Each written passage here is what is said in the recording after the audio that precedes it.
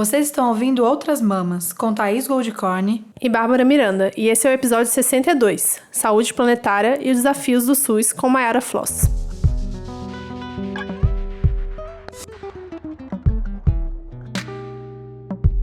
Gente, hoje a gente tá aqui com a Mayara Floss e eu não sei nem por onde começar a descrever essa mulher que chegou pra gente no Twitter, assim, foi recomendação no Twitter e na hora que eu vi o perfil dela eu falei, pronto, é ela mesma, não tem mais quem chamar pra falar desse assunto. A Mayara, ela é médica, residente de medicina da família e comunidade, vegana há mais ou menos 5 anos. Em 2015, ela criou um projeto chamado Rural Family Medicine Café, bem chique, logo após o intercâmbio na Irlanda, e esse projeto já foi replicado em todos os continentes. Ele serve para conversar sobre saúde rural num contexto local, e deu início à formação de uma rede internacional de profissionais de saúde e formação da zona rural chamada Sementes Rurais. Mas é em inglês o nome, e eu não vou falar, que eu não consigo falar essa palavra direito. Rural Seeds! Ela também pesquisa o impacto das mudanças climáticas na saúde dos brasileiros e do mundo. Além disso, ela é colega podcaster e faz parte da equipe do Medicina em Debate, um podcast sobre medicina, saúde, política e opinião muito, mas muito bom. Super recomendado aqui pelo Outras Mamas. Aí, como se não bastasse esse pouquinho de coisa que ela faz, porque, gente, ser médica é pouco, né? Ser médica, ter projetos, tem tempo livre. Então, ela também é percussionista e toca e compõe num projeto muito legal que a gente já quer recomendar pra vocês, que é o Projeto Mar. E ela também escreve sobre a sua prática com contos e poesias espalhados em alguns livros por aí. Acharam pouca coisa ou quer mais? E antes que ela mesma se apresente pra gente, a gente precisa perguntar: quantos anos você tem, Mayara? E como que deu tempo de fazer tudo isso? Onde que compra esse vira-tempo que você arrumou pra dar tempo de fazer tudo isso? Todo mundo pergunta isso, assim. Bom, eu acho que a maior forma de eu conseguir fechar essa equação, assim, do tempo, é que eu sou muito apaixonada pelas coisas que eu faço, assim. Então eu não consigo meio que abrir mão de nenhuma.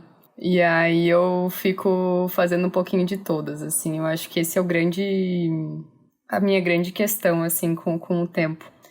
Aí eu vou tentando encaixar uma coisinha ali, vou fazendo e concluindo, às vezes não no ritmo que eu gostaria, mas no ritmo que dá, e eu vou conseguindo concluir fazendo as coisas. Então, por exemplo, o Projeto Mar começou há 10 anos atrás, no comecinho da faculdade, daí a gente vai encaixando na rotina para manter, assim. Então, é mais ou menos isso.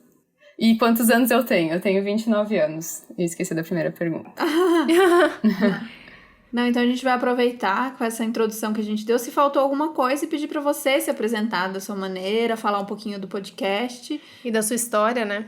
Bom, então eu sou residente de Medicina de Família e Comunidade. Atualmente eu estou em Porto Alegre. Como vocês contaram, né, eu estagiei na Irlanda pelo Ciências Sem Fronteiras. Passei 1 ano e 4, 5 meses lá, que foram muito transformadores. Foi lá que eu virei vegana, inclusive. Acho que depois a gente vai conversar um pouquinho mais disso. E acho que essa questão de ser inquieta, que foi uma coisa durante a minha formação também, de querer se aproximar das pessoas e ouvir as pessoas e conhecer os contextos e talvez me tocar e ser tocada por isso e poder construir de fato assim um mundo melhor, uma existência melhor. Lutar pelo direito à saúde, né? Um direito que deve ser universal para todo mundo. Então, eu fui construindo a minha vida em torno disso, assim, desde antes da formação até depois também, assim. Então, e aí eu sou essa pessoa inquieta, eu sou também muito calma também, assim, acho que é o que me ajuda a dar conta disso tudo. E eu sempre vou ajeitando a agenda um pouquinho aqui, um pouquinho ali para fazer as coisas que eu acredito. Então, é isso, assim, eu toco, eu escrevo, vou tentando coordenar essas coisas que eu acho que uma coisa que eu fui sempre tentando fazer é com que eu não me resumisse à medicina, assim. E eu acho que eu vou tentando fazer essa cartografia, assim, ambulante e construindo a minha vida, esse território da minha vida em vários aspectos, assim. Acho que é isso. Fiquei curiosa do signo, falando dessa personalidade ao mesmo tempo inquieta e calma, porque já senti essa calma. Eu fiquei curiosa do signo desse mapa astral aí. Nossa, é pra falar? Sim, Sol, Lua e Ascendente, pelo menos. Deixa eu ver, O signo é câncer, Ah! o ascendente é câncer, a lua é Libra. Gente, Eita! amei. Amei. Só as cancerianas online aqui. Eu sou sol e lua em câncer também. Sério? Olha aí, ó. Acho que me faltou essa Libra aí pra fazer mais coisas. Muito legal. Você falou um pouquinho aí de que o veganismo surgiu no intercâmbio, na viagem. Como foi pra você, assim? Como foi esse despertar? Foi um processo longo? Foi uma coisa específica? A gente sempre gosta de contar essas histórias porque muita gente que ouve a gente ou é vegana, tá em transição, ou tá pensando sobre. E essas histórias dessa virada, desse momento de decisão, são sempre muito diversas, e isso acaba que conecta com as pessoas que estão passando por isso. Às vezes está pensando e falta só um clique. Para algumas pessoas é um documentário, para outras é uma experiência prática mesmo, com algum pedaço de bife ou alguma questão que o corpo rejeita. Pra gente aqui foi documentário, mas também acho que não foi, né? O documentário foi como aquela última fichinha, assim, mas já veio vindo de outras coisas. Como foi pra você? Eu posso contar como eu virei vegetariana primeiro? Porque foi um caminho, assim, foi uma caminhada. Bom, a minha mãe fala que quando ela tava grávida de mim, ela não conseguia comer carne. Eu não sei o quão relevante isso é, mas acho que já quando eu era pequenininha, assim, e eu entendi que carne vinha de bicho, eu já não comia. E aí era uma luta muito mais com os profissionais, assim, da saúde, que minha mãe levava no pediatra, daí forçava eu comer carne. Aí ficava aquela briga, né, fazendo carne em 1000 jeitos diferentes para eu conseguir comer a carne, assim. Mas aí passava um tempo, eu voltava a comer, né, era cultural da minha família também. E aí foi indo, assim, até que quando eu tinha 8 anos, eu sou de Chapecó, Santa Catarina.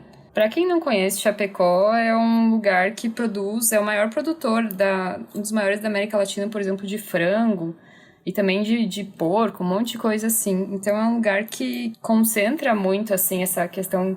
É um lugar onde se mata muito, né? Se produz muito aqui na região e se mata muito porco, frango, mas também gado. Então é onde está essa agroindústria que polui tanto e maltrata tantos animais, tá aqui. E quando eu tinha 8 anos, a escola foi fazer uma visita num abatedouro. Gente? E aí, imagine, foi horrível. Daí eu vi lá como fabricava salsicha, os nuggets, sei lá, essas coisas. Foi um abatedouro de porco e suínos, assim. E aí, lembro como se fosse ontem. Aí eu tinha 8 anos, aí foi minha segunda mini revolução em casa, assim. Depois voltou aquela questão da saúde, que eu ia ficar com anemia, que eu ia ficar não sei o quê. Minha mãe me convenceu, eu voltei, mas sempre meio que fugindo, assim. E aí, quando eu tinha uns 14, 15 anos, que eu consegui, assim, firmar um pouco mais a minha opinião, tava um pouquinho mais empoderada com leituras e tal. Eu assisti o documentário A Carne é Fraca também. E aí foi um ponto final, assim, no meu consumo de carne. Aí passaram-se anos nisso, assim. Muitas conversas em casa. Meu ativismo sempre foi... Eu tentei sempre fazer um ativismo um pouco mais tranquilo, né? Então, às vezes eu ia pro almoço de família do Sul, né? Que consome bastante carne. Então eu ia lá, me servia de salada, arroz, a maionese, né? Não era vegana ainda na época. E aí eu tinha um tio meu, por exemplo, que baixava a carne no meu prato, mesmo eu falando que eu não comia, assim. E aí eu tirava do prato, lavava meu prato, me servia de novo, assim. E até que um dia as outras pessoas bateram de frente com ele, assim, pra ele pra ele respeitar a minha decisão, assim. Então, às vezes eu fui sempre levando com uma certa leveza, assim, e tentando conversar. Hoje, uma parte da minha família já é vegetariana, dos meus tios, que é uma geração anterior, que eu acho que é bem importante a gente parar para pensar que uma geração anterior conseguiu mudar a sua alimentação, assim. A minha família nuclear reduziu muito a carne, meu companheiro também, então, companheiro vegetariano atualmente. E acho que isso foi sendo construído aos poucos, assim. E aí eu fui pra Irlanda, e antes de eu embarcar pra ir pra Irlanda, minha mãe até comentou, mas tu nunca vai virar radical, assim, vegana, né, minha filha? Aí eu falei, acho que não, mãe, e tal. Ainda não tava tão lendo tanto, enfim. Aí eu fui pra Irlanda e a minha vizinha de porta tava tentando virar vegana, né? Era brasileira também, uma geóloga maravilhosa, a Rafa. E aí a Rafa ficava, não, mas então por que que tu ainda é? E na época eu sou alérgica a ovo, né? Então eu já não comia ovo. Eu já era intolerante à lactose, assim, então eu tinha, tipo, meio que... Eu tava quase vegana, mas precisava me instrumentalizar mais sobre, assim. E aí eu fui começar a ler, aí eu fazia uma receita, levava pra ela comer, a gente comia juntas. Ela fazia uma receita e ia lá pra casa. E aí a gente meio que... Eu digo que eu virei vegana por causa dela, e ela disse que virou vegana por minha causa, assim, mas a gente se apoiou um monte no processo. E hoje nós duas somos veganas, e isso foi super importante, assim, tu ter um amigo que tá nessa transição também. Lá na Irlanda tinha bastante alimento, assim, que ajudava, facilitava bastante na cozinha. Mas depois eu fui construindo outro tipo de alimentação também, tentando encurtar as cadeias, pensando numa alimentação mais sustentável, e aí tentando trabalhar mais com a questão dos produtores, enfim. Mas é tudo um processo, né, que a gente vai amadurecendo aos poucos. Acho que eu falei demais. Não, tá ótimo. Eu fiquei encucada com seu tio. Eu fiquei com muita raiva. Eu falei, nossa, você é paciente mesmo, porque se fosse eu, ia dar um grito na hora que ele colocasse o prato no meu... Ou a carne no meu prato, Jesus. Mas sabe que hoje tem, tipo... Hoje mudou completamente, assim. Eles cozinham pra mim, e daí quando eu vou comer, eles já fazem comida sem carne pra todo mundo. Então, acho que foi... Mas são de vegetarianismo, né? E veganismo são quase 15 anos, então... Mas e aí, como que é pra você na medicina, né? Como médica da família, porque você trabalha direto com a população ali, trabalhando no serviço público, né? Como que você aplica o veganismo no dia a dia com as pessoas? Tem espaço pra isso, assim? Ou ainda é um embate, porque você ainda tem que seguir, não sei como é, várias cartilhas que são de recomendação do Ministério da Saúde, etc. Eu acho que assim como eu fiz com a minha família, assim, eu vou construindo com os meus pacientes também e com os lugares que eu vou trabalhando. Eu acho que, por exemplo, locais que foram super... Eu trabalhei no interior, né, antes de fazer a residência, também numa área rural, e lá não tinha, tipo, eram 11 mil habitantes, né, e uma metrópole de 11 mil habitantes, e tinham 2 restaurantes na cidade. E aí eu não tinha tempo de cozinhar, assim, no intervalo, e às vezes eu não conseguia me organizar tanto, assim, então tudo que eu queria era um feijão sem carne, né, sem outros derivados, conseguir ter as opções e tal. E aí eu fui conversar que eram meus pacientes também, com o dono do restaurante, assim, explicar que eu era vegana, como é que era a minha alimentação e tal. E no final ele tirou o feijão, a carne de todos os feijões, assim, das lentilhas. Ele sempre preparava uma coisa separada pra mim. Então, tu vai conseguindo... Eu acho que eu vou sempre meio que tentando construir, assim. Aí, desde o primeiro dia que eu chego na equipe, assim... Eu tive a oportunidade de entrar em algumas equipes, eu explico que eu sou vegana, que eu não como carne, né, nem derivados e tal, as pessoas perguntam bastante. Mas depois de um tempo, eles mesmos vão se acostumando e vão dizendo, não, então vamos fazer alguma coisa que a Mayara possa comer, vamos organizar alguma coisa. Eu acho que esse é o primeiro movimento, assim, que eu consigo fazer em relação a mudar a alimentação, assim, mostrar que é possível, e ficar meio que incomodando um pouco, assim, mas fazendo as pessoas refletirem sobre a forma de alimentação. Dentro da minha residência, eu já levei a questão da discussão para os outros profissionais de saúde, para os outros médicos também. Inclusive, semana passada, a gente fez uma reunião para discutir sobre alimentação sustentável e sobre veganismo, como, por exemplo, suplementar ou como recomendar, se é ou não é recomendado. Então, a gente vai plantando as sementes, assim. Quando eu trabalhava no interior, eu participava de um grupo de mulheres agricultoras também, e uma das coisas que eu tentava tensionar, porque fazia aquele café da manhã, o café da tarde, né, cheio de produtos do interior, assim, e cheio de leite, ovo e tal. Daí quando as pessoas iam descobrindo que eu era vegana e que eu não comia, aí ia gerando uma curiosidade, acabava fazendo uma reunião sobre veganismo, sobre uma alimentação assim. E aí a gente ia conseguindo construir aos pouquinhos e fazendo uma uma transição mesmo, assim. Acho que aquele episódio de você sobre o veganismo, que foi até o que eu recomendei para os meus colegas médicos ouvirem, aquele do ABCD, ou uma introdução ao veganismo. O beabá do veganismo. O beabá, isso aí, ó. O beabá do veganismo, que vocês falam de incluindo mais opções vegetais. Eu vou tentando fazer isso, assim, e dando meu exemplo com carinho, calma. E algumas pessoas já viraram vegetarianas e veganas no meio dessa trajetória também. Nossa, muito legal. Você falou dessa relação com a população, né? Isso é muito massa. Acho que numa cidade como São Paulo, talvez num sistemas mais brutos, né? De quantidade de gente, desses atendimentos que tem que ser muito rápidos, muito impessoais, tanto plano de saúde, consulta de plano de saúde, como no SUS mesmo. Essa relação no interior de poder, muito pela medicina da família também, de poder ter essa relação com a população, né? Isso é muito diferente e a gente vem perdendo isso tanto, essa relação médico-população. Eu queria que você falasse um pouquinho como isso se conecta com os projetos que você tem, que essa relação talvez com a população que planta mesmo, né? Fazer essa conexão da saúde com a população rural, com as agricultoras. Acho que é esse grupo que eu participava, porque agora, no momento, eu estou em Porto Alegre, né? Eu decidi parar essa minha questão, né, de estar no rural para conseguir fazer a minha formação, que é um dos grandes problemas do Brasil, que ainda é muito centrado na questão urbana, a formação médica. Apesar de nós precisarmos de muito mais médicos rurais, a formação é totalmente voltada para o hospital, muito voltada ainda, pouco voltada para estar na comunidade. E quando estar na comunidade, ainda muito pouquíssimas universidades que estão nas áreas rurais. Apesar de precisarmos de profissionais de saúde, não só médicos, mas enfermeiros e né, equipe psicólogos, todo mundo tem que ir também para a área rural.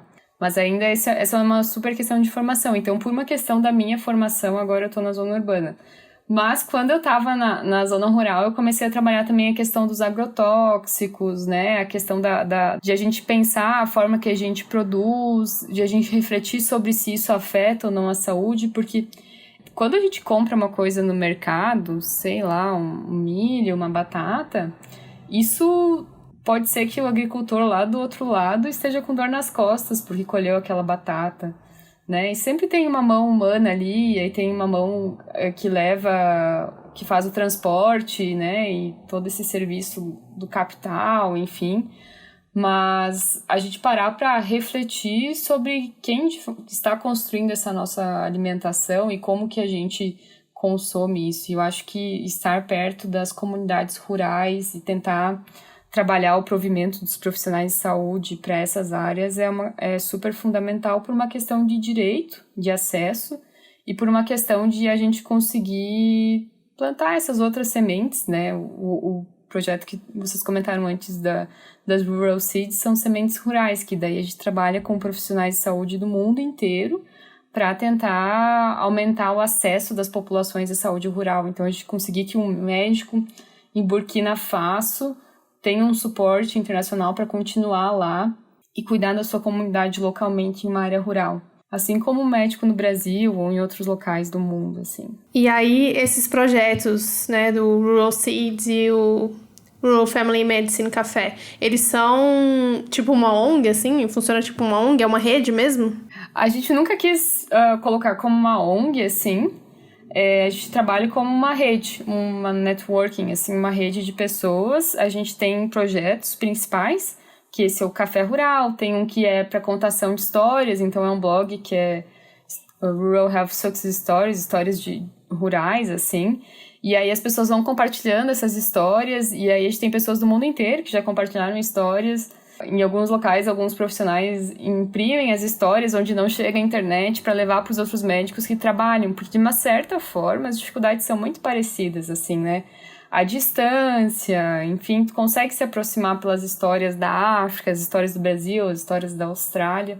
Então a gente vai se conectando, assim, desta forma. A gente fez um projeto de mentoria mundial também, que foi super interessante, de meio que ter um mentor que tem um mentorado, um mentor que já construiu toda uma carreira na zona rural, né, como profissional de saúde rural, ter um mentorando, né, um mentorado que está começando na zona rural e tem vontade, assim, poder dar esse suporte. E aí a gente vai construindo, assim, vai dependendo muito da motivação, muitas ideias eu vou tendo também, às vezes vai faltando perna para fazer algumas coisas, mas a gente vai construindo.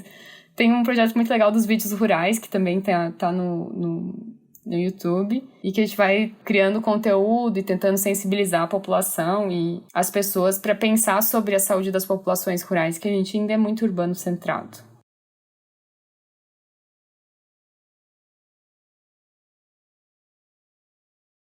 Muito massa. Esses projetos, eles têm tudo a ver com essa ideia do...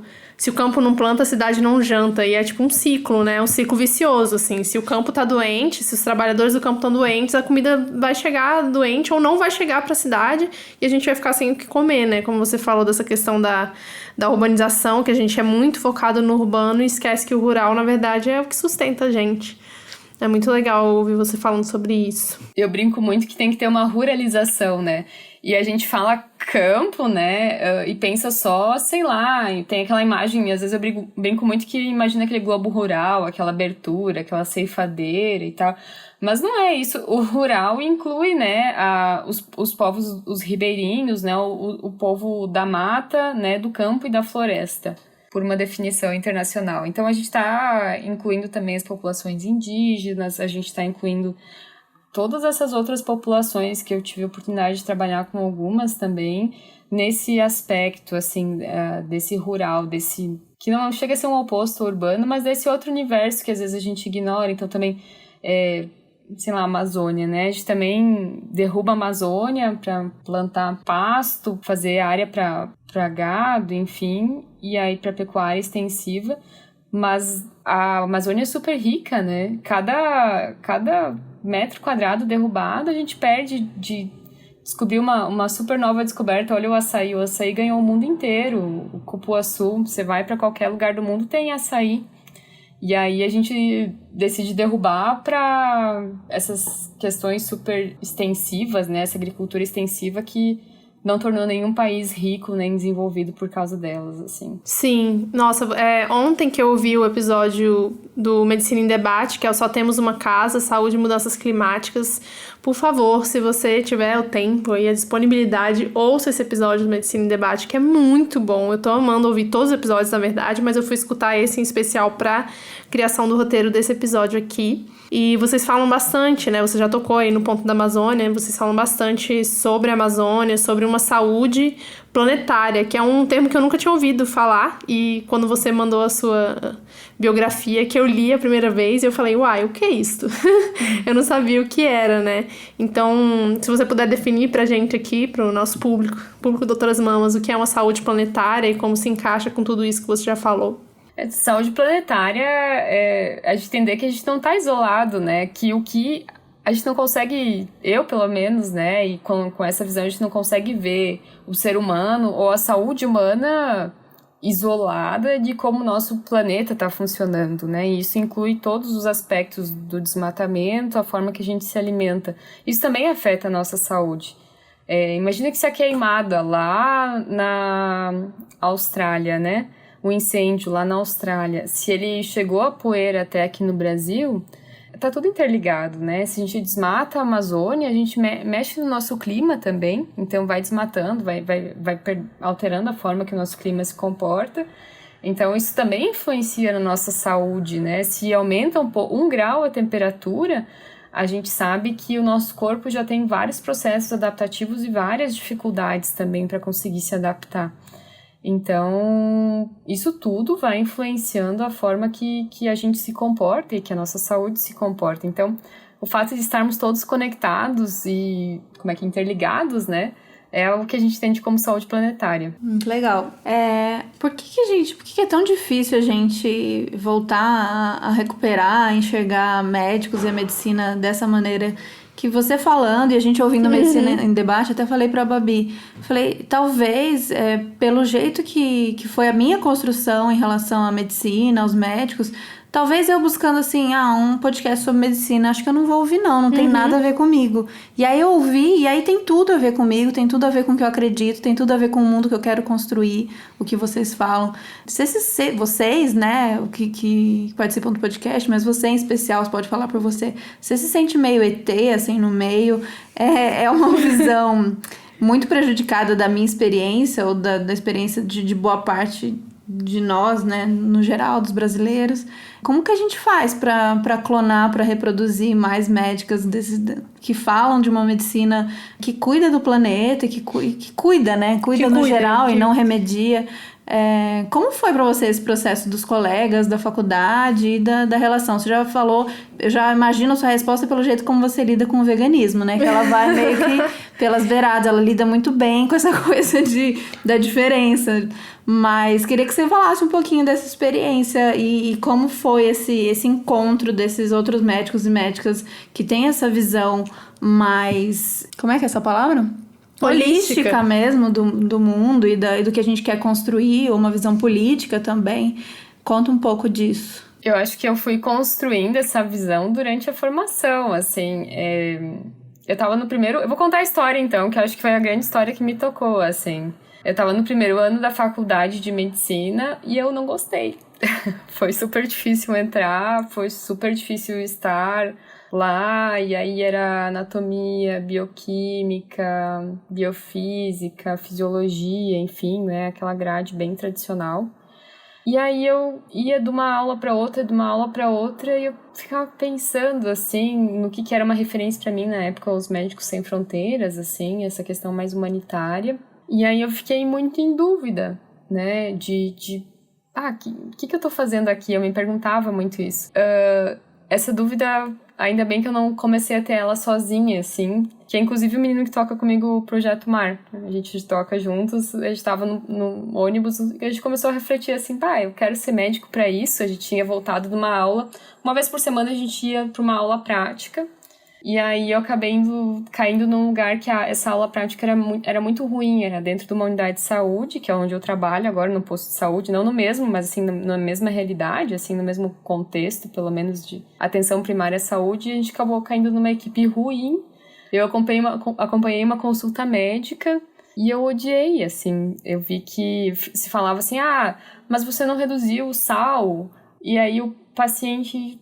né, mas o que é reduzir sal, assim, e daí, tipo, ficava naquilo e não andava a consulta, daí eu falei, eu vou ser médica pra isso, assim, não sei se eu quero, não sei se eu lutei tanto pra chegar até aqui, pra ficar me degladiando sobre sal e não entender o que de fato é a realidade das pessoas, porque ao mesmo tempo eu ia e via uma comunidade com várias vulnerabilidades e não me sentia tocando elas, assim, né, nem acessando elas. E aí nós voltamos no ônibus e será que é isso que a gente quer fazer mesmo? E aí a gente decidiu, antes de desistir do curso e talvez virar músico, enfim, a gente decidiu tentar ir para as comunidades e ouvir as pessoas. A gente criou um projeto chamado Liga de Educação em Saúde, tem um blog, até hoje o projeto existe, assim. Nós estávamos no primeiro ano do curso de medicina. A gente pegou os nossos melhores amigos, a gente convocou, porque a gente foi no final de uma aula de bioquímica, nunca vou esquecer, eu perguntei quem tinha vontade de participar de um projeto que era para ouvir as pessoas. Isso sem falar assim, com nenhum professor, assim, a gente criou da nossa cabecinha, assim, a gente tinha uma orientação da irmã do Arnildo, que deu uma força, mas a gente foi meio que cavocando, assim, esse conhecimento. E aí a gente, por intuição, muito...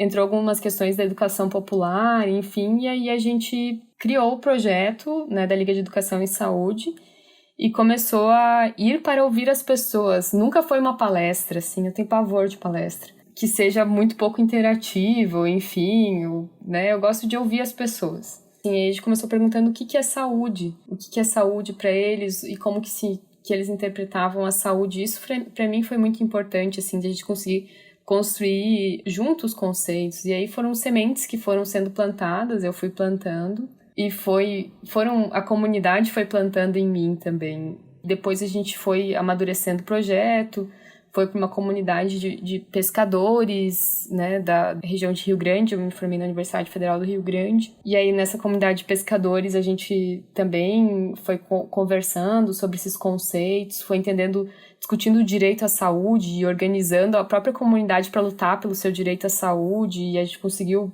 resultados muito legais de a comunidade conseguir que funcionasse uma estratégia de saúde da família, né, com um médico, 40 horas por semana na comunidade. E, enfim, eu chego em Rio Grande, a minha maior referência de aprendizado, assim, da minha universidade foi a comunidade, né, com todo respeito aos meus professores, aprendi muito com eles também, mas acho que o meu grande vínculo também afetivo e o que me mobilizava muito está na comunidade. E eu acho que isso me sensibilizou muito. O que fica de conversa, assim, é que a gente conseguiu que vários alunos fossem tocando esse projeto, ele existe até hoje. Imagino que quase 200 alunos devam ter passado e, de alguma forma ou de outra, levam um pouquinho desses conhecimentos. A gente sempre foi muito inventivo, um lugar de espaço de criação muito grande. Depois a gente teve um professor, que é o mesmo professor que abraçou em 2010, que abraça o projeto até hoje, que é o professor Tarso, que é médico de família e comunidade, que acabou sendo uma grande referência, assim, da Liga de Educação e Saúde. E aí, por exemplo, uma das coisas que a gente criou com a comunidade, assim, é que a gente queria fazer um teatro, né? E aí, esse teatro, a comunidade ia pôr o jaleco, ia ser o médico, e os alunos iam ser os pacientes, né? Num roleplay, numa técnica de brincar com a comunidade, de fazer um teatro, assim. Então, eu nunca vou esquecer que uma mulher, né, dos projetos que a gente fazia, ela colocou o jaleco. A gente criou juntos, né, o cenário, ia ser um hospital lotado, ia ter uma pessoa passando mal lá fora, e aí ia ser uma pessoa com dor de cabeça no plantão. E quem era o ator que ia interpretar o paciente era um dos acadêmicos, assim, dos extensionistas. E aí inverteu completamente o papel, assim. E aí ela foi lá, examinou o paciente, e elas colocaram uma enfermeira interrompendo a consulta várias vezes, e elas interpretando, elas nunca deixaram de olhar no olho, nunca deixaram de serem atenciosas, de conversarem. E acho que isso foi moldando, assim, a minha formação. Depois ir pra Irlanda também, e aí foi se construindo, assim. Muito lindo. Que projeto maravilhoso, nossa, fiquei encantada. Me lembrou os textões que eu leio já há um tempo da Júlia Rocha. Não sei se vocês conhecem, que acompanho já tem um tempo ela no Facebook. Ela sempre conta com um texto longo, bonito, o jeito que ela escreve sobre os atendimentos dela no SUS, e sempre ela entrando ali na particularidade de cada paciente, como uma dor de cabeça, uma pressão alta, nunca é só uma dor de cabeça, uma pressão alta, sempre relacionado tanto com a subjetividade daquele paciente, como com o social, né? É a mãe que sozinha, sobrecarregada, é o cara que é massacrado no trabalho. Então, como relaciona isso com a comunidade, né, das doenças, com as particularidades e com o meio, né, com o social. Muito massa. Uma coisa que eu costumo falar, assim, que em relação ao que determina a nossa saúde, assim, né, é que não tem um determinante... existe o código genético, né? Todo mundo, o meu código genético. Mas o maior determinante de saúde é o código de endereçamento postal. É o CEP. É onde eu moro. É onde eu nasci.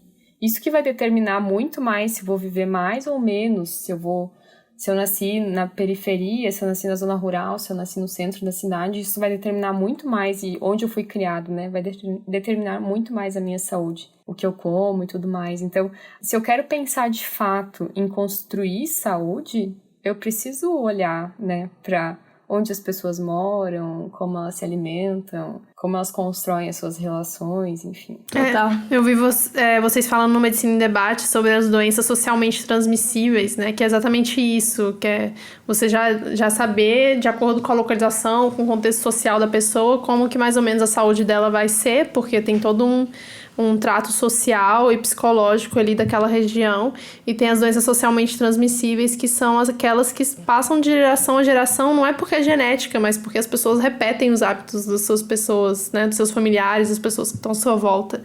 Isso é muito interessante. Então você tem as doenças cardíacas, diabetes, tudo isso é doença considerada hoje em dia já socialmente transmissível, né? Eu acho interessante isso. Isso é um termo novo, né, que a gente tem tentado trazer e enfim... refletir um pouco mais, assim, porque é muito fácil você culpabilizar um indivíduo, né, o indivíduo que come mal, o indivíduo que tem que mudar, e não o nosso sistema que a gente está inserido e a forma como a gente produz e que a gente consome, enfim. Então, acho que é muito desse contexto, assim, a gente começar a tentar pensar também em intervenções sociais para fazer essas mudanças, assim. Só voltando ao exemplo do sal lá, que foi o que me despertou algumas questões, depois eu acabei construindo em mais de um lugar, assim, uma horta com a comunidade, aprendendo a fazer um sal de ervas e tal, para usar no lugar do sódio. Então, de a gente conseguir ir transformando a comunidade, a forma que a gente lida com a alimentação e como a gente lida com essas doenças também, e principalmente como a gente lida com a nossa saúde. Eu acho que a gente tá falando tudo isso, é importante a gente nomear, né? A gente falar do nosso SUS. A gente recebe muitos pedidos e para falar sobre essa questão do SUS agora, né? O SUS como história, mas o SUS nesse momento tão delicado desse governo. A gente aqui já falou algumas vezes, assim, dentro de uma experiência a minha, né, de usuária, não tanto uma experiência de conhecimento, não sei que pé que tá, mas de usuária a gente já deu o meu relato aqui algumas vezes, o tanto que eu sou grata ao SUS.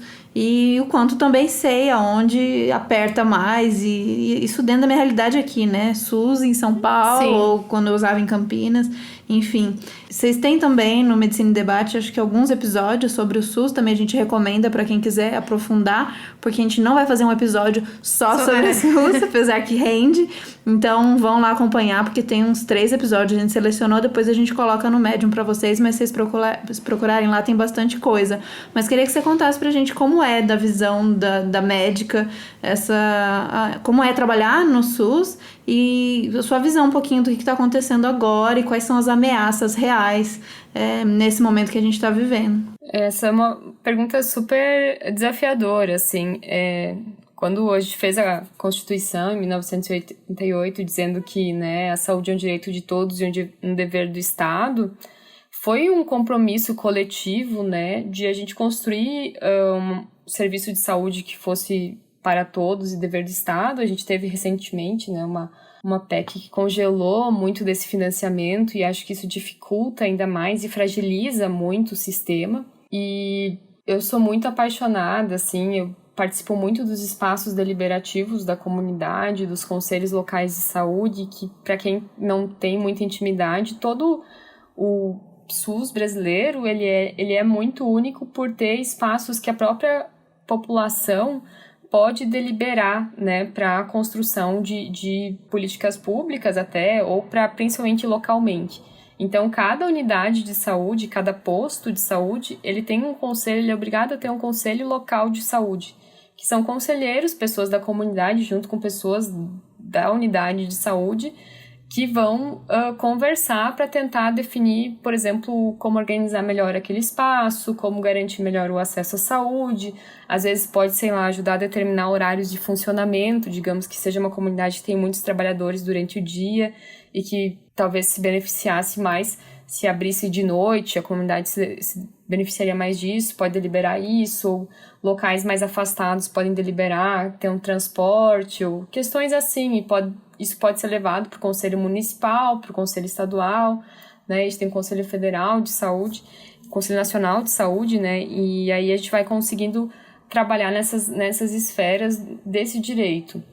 Há muito tempo já esses conselhos são bastante esvaziados, né? Eu acho que muitas vezes hoje tu acaba tendo mais efeito, assim, se você, sei lá, manda uma mensagem no Facebook ou em algum lugar pro prefeito da pequena cidade, do que se de fato você está ocupando o espaço do conselho. Eu acho que isso foi se construindo de uma desarticulação mesmo, mas, enfim, é o que está hoje, né? Acho que o governo atual tem sido muito difícil, assim, para mim, numa realidade de Porto Alegre também, que eu não sei, talvez muitas pessoas não saibam, mas muitos profissionais foram demitidos para colocar a contratação por OS, né? E aí isso vai fragilizando muito o sistema, na minha visão, assim. Então, a gente tem aquela história de você ter bons contratos, né? Mas o próprio profissional fica numa situação mais vulnerável, Por exemplo, na minha unidade, a gente está para talvez as agentes comunitárias de saúde serem demitidas, e isso gera toda uma... Eu nem sei como eu vou trabalhar sem elas, assim, eu não consigo trabalhar, eu não acho que o meu trabalho é sozinha, assim, eu não sei trabalhar sozinha, eu trabalho muito no coletivo, junto com as psicólogas, né, os enfermeiros, enfim, toda a equipe, os técnicos, todo mundo a gente trabalha junto, os assistentes social. E aí, quando a gente vai enxugando muito essa atenção primária, focando muito no médico, que eu acho que é horrível, né? Ser um sistema médico centrado, a gente tem que... A finalidade do paciente, às vezes tu chega, eu quero uma consulta médica. Mas, de fato, é uma consulta médica ou você precisa ser ouvido? E aí, quem são os profissionais que têm competência também para estar fazendo essa escuta atenciosa, ou que, de fato, a pessoa está precisando, né? Não é só o médico. A gente ainda é muito médico centrado. Mas aí é difícil, assim, eu acho que o que eu faço na ponta é... Eu brinco, assim, ativismo de sobrevivência, assim, né? Que é você continuar trabalhando no SUS, continuar na ponta, continuar no meio da comunidade, mesmo muitas vezes estando desestruturado e você não concordando com diversas coisas, é uma forma de você estar resistindo ali também. Mas muitas vezes a gente vai cansando também. A gente tem colegas no Rio que estão há muito tempo sem receber, e aí eu acho que isso vai fragilizando a gente também como profissional. E a comunidade nem se fala, né? Sim. É muito triste mesmo, e eu não sei se quem tá ouvindo a gente tem noção, não sei quantas pessoas viveram já com médicos particulares ou plano de saúde, mas tem noção dessa importância do SUS e de como é maravilhoso mesmo. E comparando com outros países, eu acho que já levantaram alguns fios no Twitter, comparando e mostrando como o SUS é maravilhoso, e muitas vezes gente que enaltece, que paga pau para país dito desenvolvido e capitalista, que não tem o que a gente tem aqui.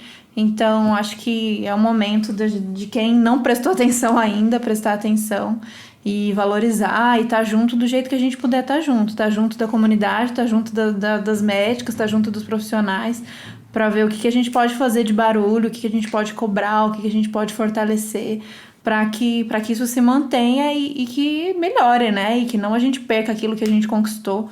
O mínimo que a gente tem, a gente está correndo risco de perder. E é isso que você falou, a custo de, acho que, saúde mental dos profissionais, custo de saúde física e mental da comunidade. É muito sério mesmo. Então, faz parte da nossa luta, né? Às vezes a gente começa a compartilhar muito as nossas lutas em questões que batem diretamente na gente, né? Então, sou mulher, minha luta é feminista, a gente que é vegana lutando pelos direitos dos animais, então agora a questão da ecologia, então eu luto pelo meio ambiente, e como a gente precisa estar de pé e saudável. Então a gente fala muito de um cuidado coletivo, do cuidado com a alimentação, um cuidado nosso, né, com quem tá a gente em volta da gente. Mas existe esse cuidado profissional, existe esse cuidado de saúde que a gente não pode deixar esse debate se perder. Então, mais uma vez, a gente indica muito para vocês acompanharem esse podcast e acompanharem quem tem falado e quem tem defendido o SUS por aí. Como a Mai falou, a gente está cobrando, se nosso jeito agora de cobrar é pelo Twitter, pelo Facebook, pelo Instagram da prefeitura, as prefs, né, que agora estão pagando descolado, as prefs. Que seja esse um caminho, mas que a gente também se articule em grupos, em centros, em coletivos, pra gente continuar pautando, não, na real, voltar a pautar isso, se já não era um assunto. Eu sou super frequentadora aqui do AMA, em São Paulo, e recente agora o que foi minha última coisa? Eu não sou uma pessoa que frequenta muito, mas aconteceu alguma coisa recente, eu não lembro se foi...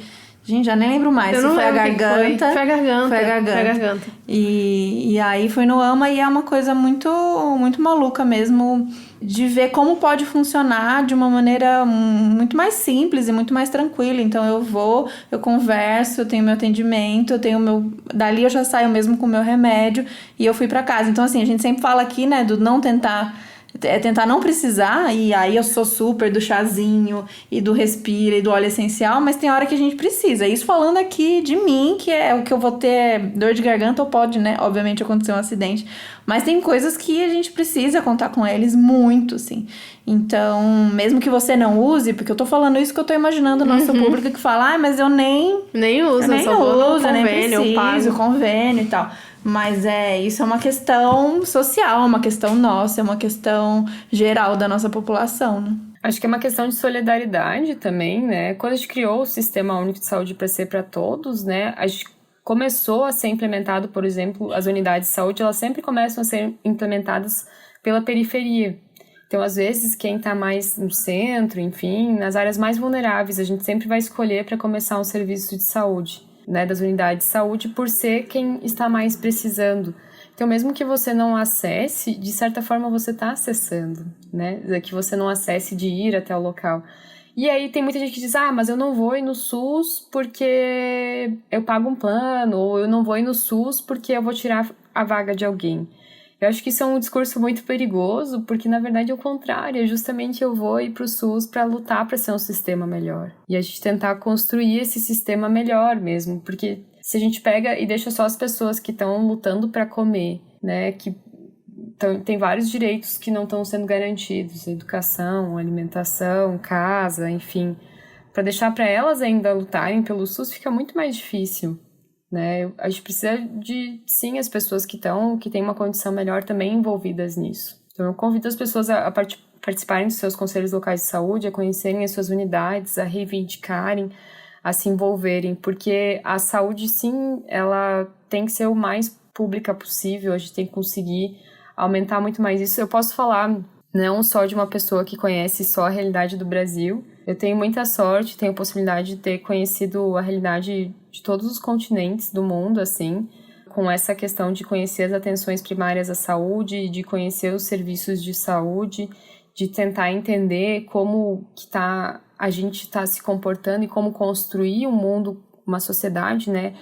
Que o meu objetivo é que todas as pessoas possam ter acesso à saúde de qualidade em todos os lugares do mundo, assim. Então, ampliando a conversa para o global, a gente tem vários avanços aqui no Brasil e a gente não pode retroceder, né? E isso depende das pessoas se envolverem nessa luta com o SUS também. Eu vou fazer mais um convite, vocês convidaram para o Medicina em Debate, mas eu também criei lá em 2015, quando eu estava na Irlanda, a série SUS, que é uma série de videozinhos no YouTube, assim. Acho que o pessoal vai gostar bastante de assistir, tem os conceitos, tem algumas explicações, como funciona, financiamento e tudo mais. Sim, é bem legal eu assistir. Tentar se empoderar disso, assim. Com certeza, é muito legal. Eu que eu morei a maior parte da minha vida em Brasília, né? E aí chegou em um momento que eu indo em médico do convênio, obviamente, que eu sempre fui porque meu pai tinha um plano muito bom. E aí eu descobri que o remédio que eu precisava sempre era distribuído de graça pelo GDF, né? Pelo governo do Distrito Federal. E aí minha mãe foi pedir, eu era novinha ainda, minha mãe foi pedir pro médico a autorização pra ele me dar a receita pra eu poder pegar, né? De graça. E aí o médico olhou pra mim e falou, não, mas você tem dinheiro pra pagar, você não pode pegar o remédio. Tipo assim, ele não queria me dar a receita porque eu teria dinheiro pra pagar se eu tava pagando até então, né? Só que é muito caro. Então, as pessoas com doenças crônicas, os gastos que elas têm com remédio são absurdos e o SUS fornece grande parte desses remédios para a população e muita gente não sabe, né? Então, eu era frequentadora em Brasília do SUS e do sistema particular para algumas coisas específicas, mas assim, da minha experiência, e aí eu sei que o GDF tem o melhor sistema de saúde, um dos melhores sistemas de saúde público do Brasil, né? Mas da minha experiência não tem muita diferença, assim, eu acho que é realmente um preconceito e a gente tem que quebrar com isso e trazer essa perspectiva e falar, não, vai lá, vale a pena, sabe? Não tem isso de diferença, que o particular vai ser muito melhor, você vai ser muito bem mais atendido, não, isso é... Eu acho que a maior parte do tempo é óbvio, vai ter muito mais fila, talvez, às vezes falta medicamento, às vezes falta algumas coisas por questões políticas mesmo, orçamentárias, mas os médicos estão lá, né? Assim como você tá aí atendendo a população, os médicos estão lá disponíveis para atender as pessoas. E no posto de saúde, do lado da casa dos meus pais, que era onde eu ia antigamente, eu posso dizer que eu era muito mais bem atendida pela enfermeira do posto de saúde, que me atendia sempre lá todo mês, do que pelos médicos aqui de São Paulo, que ô dificuldade de achar médico aqui, que eu rodei essa São Paulo pra conseguir médico e até agora não achei. Eu já tô voltando também.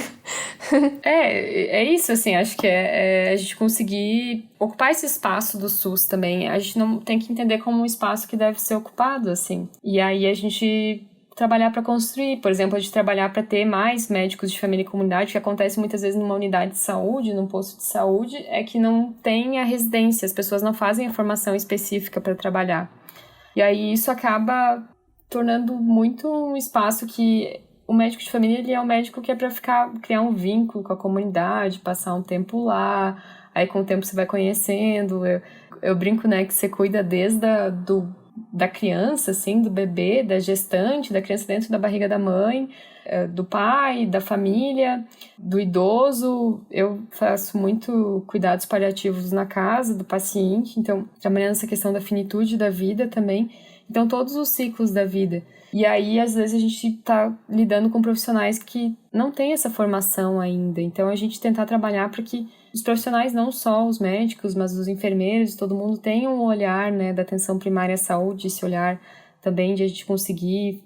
a gente trata muito as doenças, na teoria, né, tu resolve 90 e poucos % de todas as demandas que chegam na unidade. Então, às vezes, se a tua unidade está muito cheia, talvez tenha que ter uma equipe a mais. Talvez tenha que ter uma unidade de saúde a mais. Não é? Se tem muita fila, né? Talvez esse profissional, essa equipe esteja lidando com uma área maior do que ela deveria lidar. Tem vários estudos que mostram que são mais ou menos 1.000 pacientes por equipe. O Brasil, tem locais que tem 20 mil. E aí, realmente, não tem como tu fazer esse atendimento de qualidade. Né? No Brasil se tolera até 2.500, que também é um bocado de gente, assim, né? Então, isso vai prejudicando o atendimento. Então, a gente tenta lutar para aumentar essa qualidade, e, às vezes reduzir esse volume, enfim. Eu acho que essa é uma luta que não é só dos profissionais, que é de todo mundo junto. É isso, eu acho que foi. Tem mais alguma coisa que você quer falar, Mayara?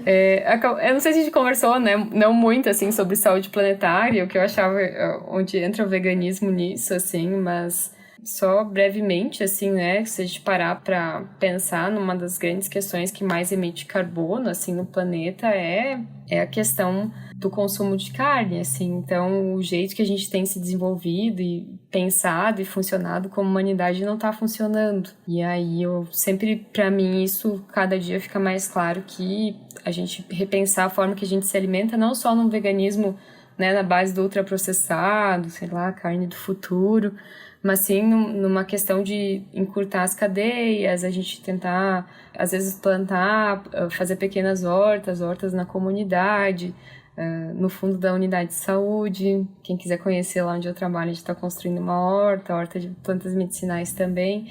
E a gente tentar ir construindo esses espaços de cuidado e cuidado com a nossa alimentação também.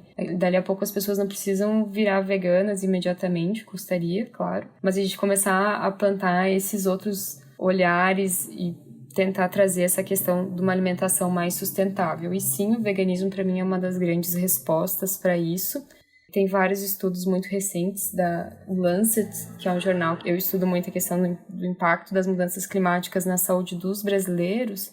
Ele também fez um sobre alimentação. E o jeito que a gente tem consumido, o Brasil é um dos maiores mercados, né, de consumo de carne, é assustador, assim. Então a gente precisa repensar a forma que a gente tem feito isso e tentar construir uma forma diferente. E aí eu vou para todos os lados, assim, às vezes eu faço poesia, eu converso com as pessoas. Chega um paciente que quer virar vegetariano, daí a própria equipe já passa para mim, que quer virar vegano, e aí a gente conversa, e aí eu vou treinando a equipe também. Então acho que isso vai... Lá no interior onde eu trabalhava, tinha eu e mais 2 pessoas, né? Que eram dos 11 mil habitantes, que eram veganos, assim. E aí, o fato de eu poder validar o discurso deles, as escolhas alimentares, era super importante, assim. Então, a gente conseguir ir construindo esses espaços juntos, assim. Enfim, é isso. Muito legal.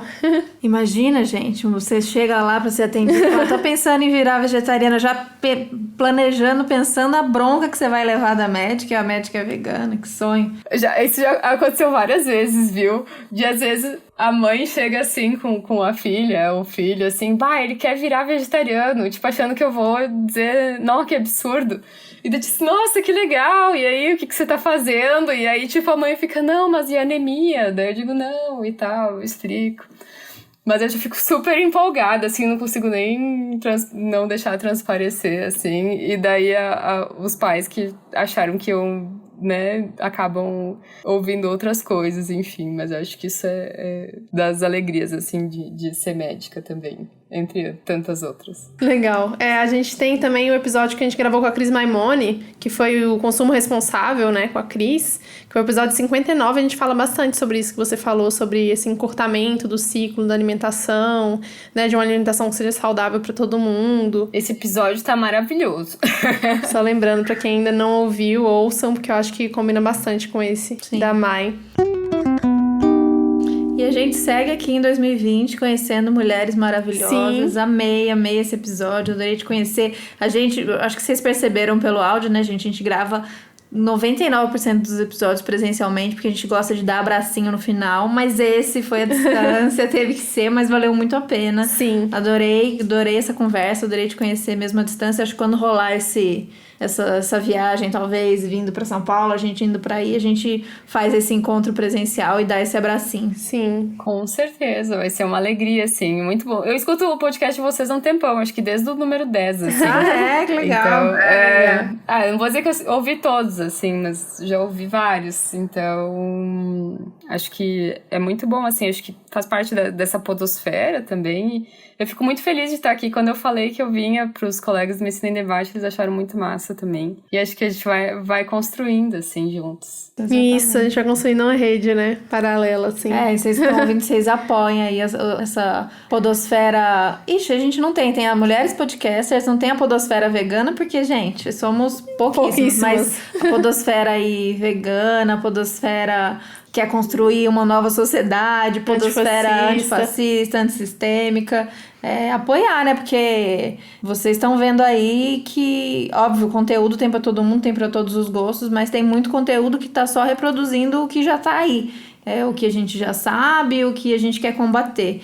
Então, valorizar o trabalho de quem quer falar a verdade, dizer que é isso que a gente vai lutar mesmo, não tem nenhum discurso comprado, nenhum discurso enviesado. É o discurso de quem quer construir uma nova sociedade mesmo, destruir algumas coisas que estão aí para poder construir uma mais justa e uma mais saudável e sustentável para todo mundo. Perfeito. Mai, uma última curiosidade. A trilha do podcast do Medicina em Debate é do Projeto Mar? Bah, não é. É do Rubens, que é o outro vegano do Medicina em Debate. Muito bom também. Eu amei ouvir o projeto.